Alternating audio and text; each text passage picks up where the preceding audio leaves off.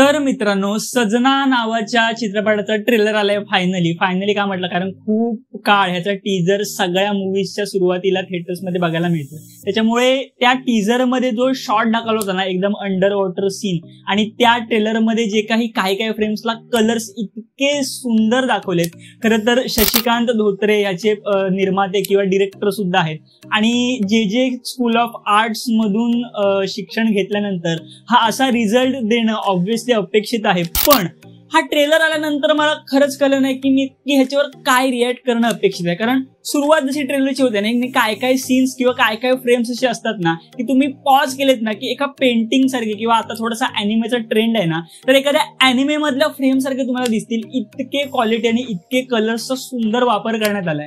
पण हळूहळू ट्रेलर्स जसा पुढे जातो ना, तसं आपण रियालिटीमध्ये येतो.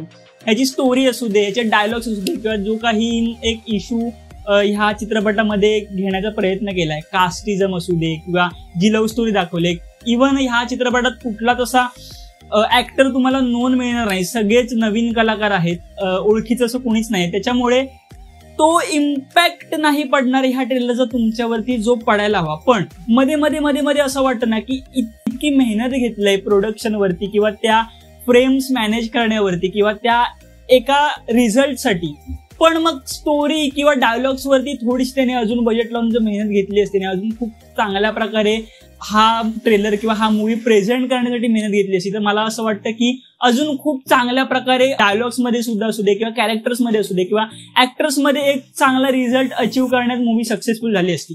बाय द वे, हळूहळू जसा ट्रेलर पुढे जातो ना, तर मला असं वाटलं की जो विषय सैराटमध्ये, जी सैराटची काइंड ऑफ स्टोरी होती ना, तीच स्टोरी ह्या चित्रपटाची सुद्धा दिसते.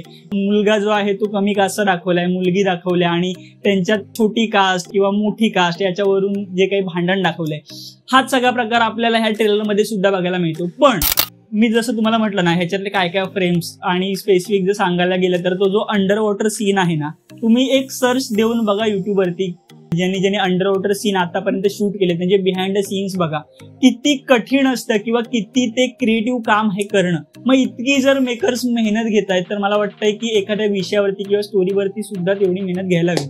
आणि ह्या टॉपिकवरती ऑलरेडी खूप बिग बजेट आणि एक पॉप्युलर मूवी येऊन गेला, तो म्हणजे सैराट नावाचा, आणि त्या मूवीमध्ये हा विषय खूप उत्तमरित्या हाताळला होता नागराज मंजुळेने. आणि त्या चित्रपटाचं प्रोडक्शन व्हॅल्यू आणि गाणी ज्या लेवलची होती, किंवा तो चित्रपट ज्या लेवलवरती जाऊन लोकांनी डोक्यावरती घेतला, मला नाही वाटत तितकासा रिस्पॉन्स या चित्रपटाला, सजना या चित्रपटाला मिळेल. बाय द वे, हा मूवी आल्यानंतर काय ह्या चित्रपटाचं होतं हे आपण नक्की चर्चा करूया. पण ट्रेलरवरून तरी इतकंच मला वाटलं की कुठेच स्टोरीच्या बाबतीत किंवा डायलॉगच्या बाबतीत हा मूवी इम्प्रेस नाही करू शकला. बाकी फ्रेम्स तर कमाल आहे त्या चित्रपटाचे. बाकी मूवी आल्यानंतर त्या मूवीचं काय होतं हे आपण या व्हिडिओमध्ये डिस्कस नक्कीच करू. ते तुम्हाला ऐकायचं असेल तर आमच्या चॅनलला सबस्क्राईब नक्की करा.